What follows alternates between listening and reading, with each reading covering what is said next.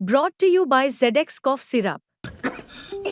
XZ नहीं, doctor का भरोसेमंद ZX। ZX का असरदार आरामदायक फॉर्मूला खांसी पे काम शुरू करे सिर्फ 15 मिनट में। क्या हुआ जब भारतीय जनता पार्टी की केंद्र की सरकार यानी मोदी सरकार ने लोकसभा में वक्फ बिल पेश किया और कैसे उस पर विरोध हुआ। साथ ही साथ जब अमित शाह के सामने अखिलेश यादव ने टक्कर ले ली लोकसभा में, उसका भी जिक्र करेंगे और अंत में ये भी जानेंगे कि आखिर ब्रॉन्ज मेडल जीतने वाली भारतीय हॉकी टीम जो लगातार 2 बार ऐसा कर चुकी है और इस बार उम्मीद गोल्ड की भी थी, उसके वो 2 खिलाड़ी जो शान हैं उत्तर प्रदेश की, उनके बारे में भी बात करेंगे। नमस्कार, मैं हूं रजत सिंह और आप देख रहे हैं आज का यूपी। सबसे पहले बात करते हैं भारतीय जनता पार्टी के द्वारा पेश वक्फ बिल का, यानी एनडीए सरकार जो केंद्र में है, उन्होंने आज लोकसभा में वक्फ बिल पेश किया। उस पर खूब विवाद हुआ। विवाद इस तरीके से हुआ कि जो विपक्ष के नेता थे तमाम, चाहे वो चंद्रशेखर आज़ाद हों, चाहे वो आप कहिए कि समाजवादी पार्टी के अखिलेश यादव हों, सभी ने विरोध किया। लोग संसद में बोलते नजर आए, संसद के बाहर भी बोलते नजर आए। इसमें अगर आप बात करेंगे तो गाजीपुर के सांसद अफजाल अंसारी का बयान चर्चा में रहा। उन्होंने ये कहा कि अभी वक्त की बारी है, इसके बाद मठ की बारी है। वहीं आप बात करेंगे चंद्रशेखर आज़ाद की, उन्होंने तो ये तक कह दिया कि आज जिस तरीके की स्थिति है ये बांग्लादेश जैसी स्थिति ना बन जाए। जरा दोनों को सुनिए। जो बड़े बड़े मठ हैं, 400-400 बीघा, हजार बीघा जमीनें हैं। खुद बाबा गोरखनाथ के मठ की अगर जमीनों को देखोगे तो किसी दिन नियत उस पर भी खराब कर लेंगे। इब्तदाई इश्क है, रोता है क्या, आगे आगे देखिए होता है क्या। तो आएंगे घर कई जद में, यहाँ पे सिर्फ हमारा मकान थोड़ी है। मैं समझता हूँ ये जो एक आक्रोश था जो जिसको बांग्लादेश में हमने देखा, अगर आप इस तरह जुल्म करने पे आ जाओगे और किसी के अधिकारों को लूटने पे आ जाओगे तो फिर ये विरोध बढ़ेगा और सरकार इस तरह के काम करे जिस तरह बांग्लादेश में।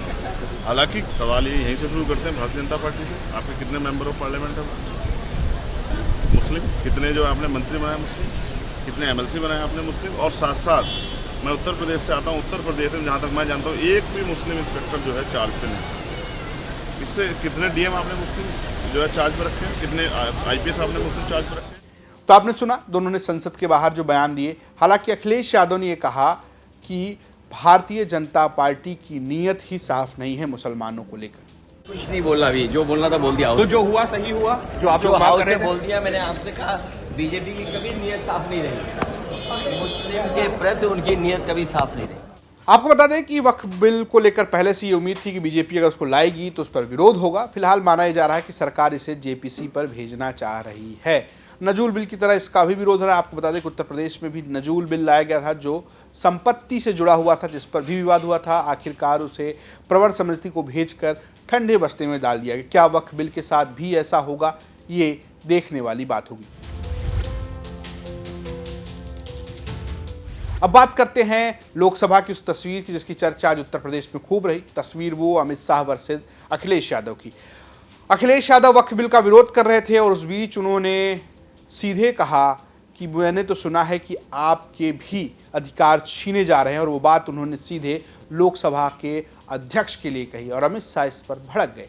दोनों के बीच एक लंबे समय के बाद बहुत भारी विवाद देखने को मिला। आपको याद होगा कि तस्वीरें खूब वायरल हुई थी जब वो इससे पहले लोकसभा में थे, अखिलेश यादव, यानी कि 2022 के चुनाव से पहले। तब पीओके को लेकर एक बार अमित शाह और अखिलेश यादव आमने सामने आए थे और एक बार फिर वो आए। जरा ये वीडियो देखिए। अध्यक्ष महोदय, आज तो हमारे आपके अधिकार कट रहे हैं। मैं याद कीजिए अध्यक्ष महोदय, मैंने आपसे कहा था कि आप लोकतंत्र के न्यायाधीश हैं, और मैंने अध्यक्ष महोदय सुना है इस लॉबी में कि कुछ अधिकार आपके भी छीने जा रहे हैं। उसके लिए हम लोगों को लड़ना पड़ेगा आपके लिए। अध्यक्ष महोदय, मैं इस बिल का विरोध करता हूं। कोई अध्यक्ष के अधिकार अखिलेश जी सिर्फ विपक्ष के नहीं है, पूरे सदन के हैं। इस तरह की गोलमोल बात आप नहीं कर सकते हो। आप नहीं हो अध्यक्ष के अधिकार के संरक्षक। एक मिनट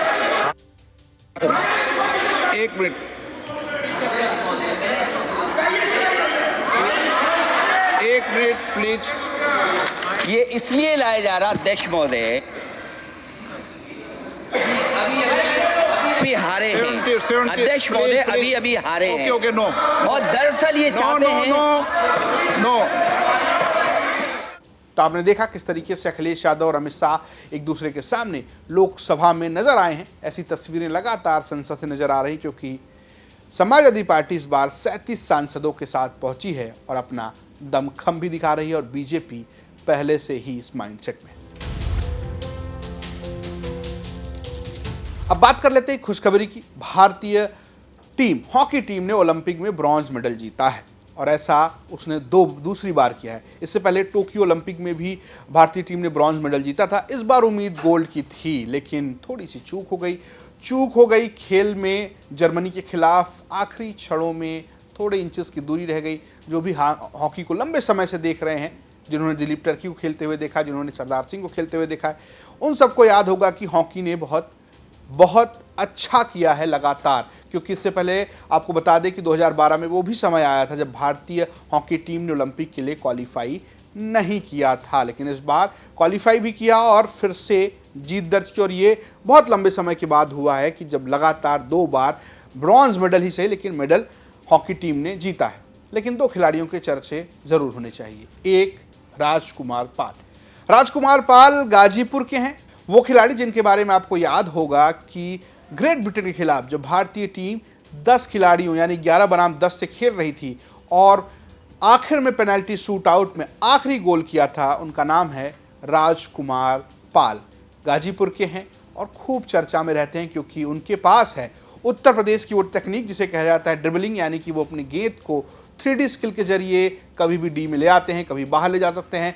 उनकी चर्चा खूब हो रही है, उनके घर पर भी जश्न मनाया जा रहा है। और साथ ही साथ बनारस के ललित उपाध्याय बनारस के हैं, और उन्होंने भी बहुत अच्छा खेल दिखाया है इस पूरे हॉकी टूर्नामेंट में।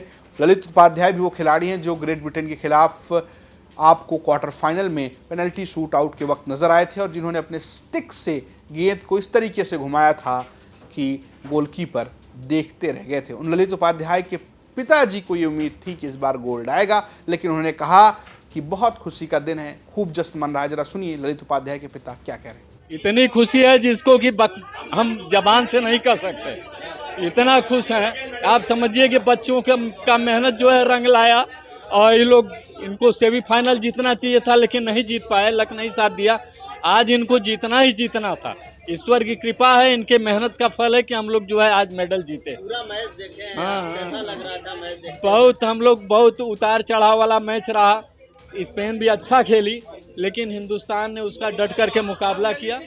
तो आपने देखा किस तरीके से जश्न मनाया जा रहा है और किस तरीके की खुशी है। हालांकि खुशी का दिन है। ये चौथा ब्रॉन्ज मेडल है जब हम ये वीडियो शूट कर रहे हैं। उम्मीद करते हैं कि जब हम आपसे कल मुलाकात करेंगे तो इसमें सोना भी होगा और हमारी तालिका में स्थान भी ऊपर होगा, ये उम्मीद है। फिलहाल हॉकी के लिए आप सेलिब्रेट करते रहिए और देखते रहिए यूपी तक। नमस्कार।